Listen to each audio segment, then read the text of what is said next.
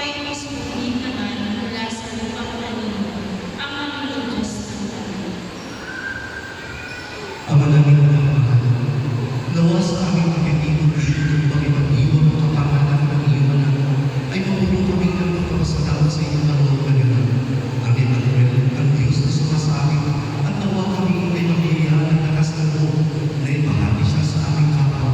Hinihiling po namin ito sa kanan ni Yesu Cristo, kasama ng Espiritu Santo, magpasapalataya. Papuri sa Ama, sa Anak, at sa Espiritu Santo. Kaparan sa una ngayon at magpakailanman, magpasawalang hanggan. Amen.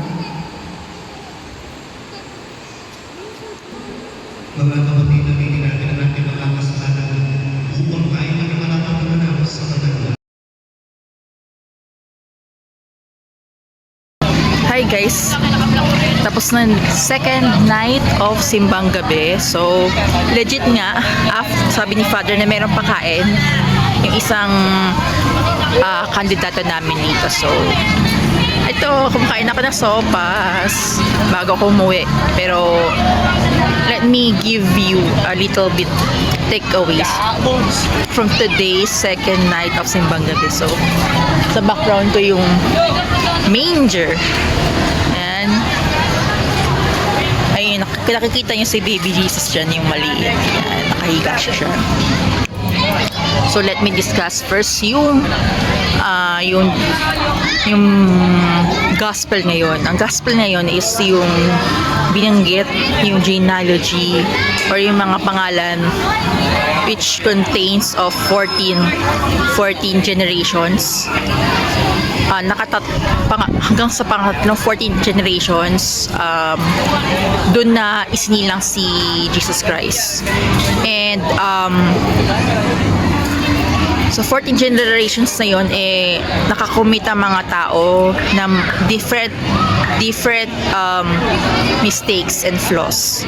So from those different mistakes, nanatili pa din na tapat si Jesus Christ or no, si Lord God, para tapat si Lord God dahil meron siyang pangako ng kaligtasan sa lahat, to all of us.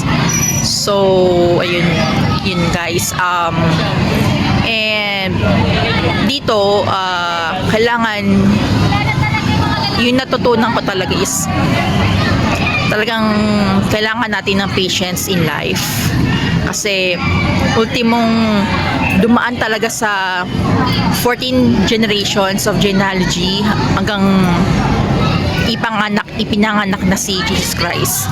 So ibibigay talaga ni Lord God yung kung ano yung biyaya niya para sa atin. So yun lang. So I will finish this first. My sopas, pakain ni Konsehal Jixi Picadia. Yun na isa sa mga nagmangampanya sa amin. So yun lang guys.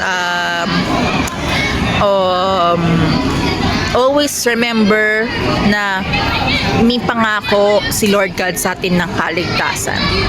And let's have all patience and believe that He will give His utmost blessing in His right time. So, ayun. That's all.